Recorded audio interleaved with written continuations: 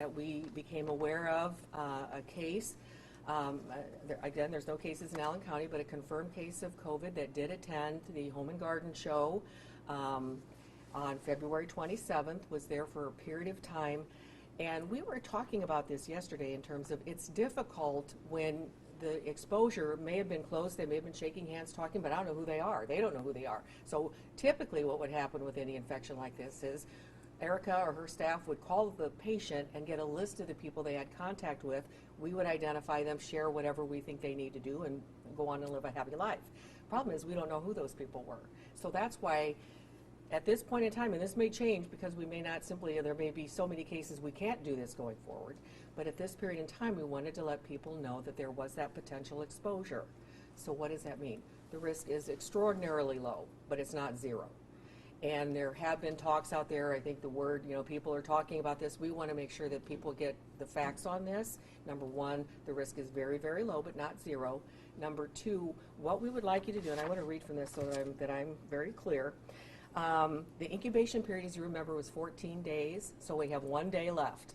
And we could have said, oh, well, 1 day, who cares? No, we want people to know. We're trying to be completely transparent, but it is only one more day.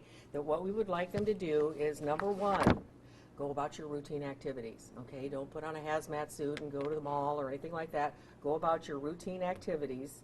But through tomorrow, we want you to watch for any temperature, fever greater than 100.4, and a cough.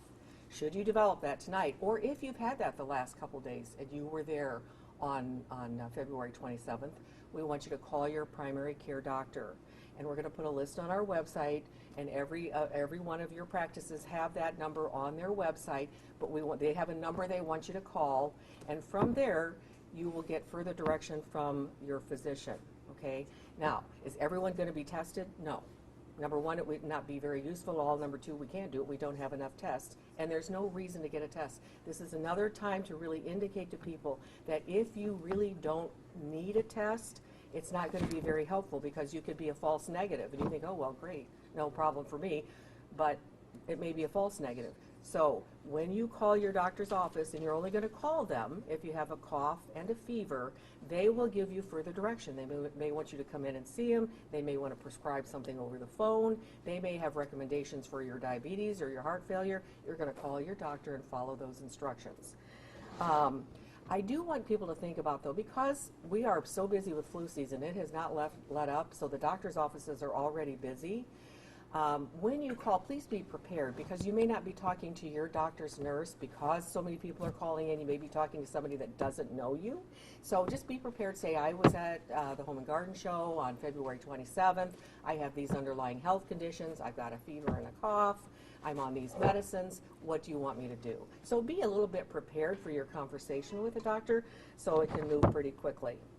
And then I think those are the three things. Oh, the one thing I did want to highlight was, unless you are having chest pain or shortness of breath associated with a cough and a fever, we'd like you to call your doctor's office first. Don't go to the ER. They can't handle all these people who are coming in.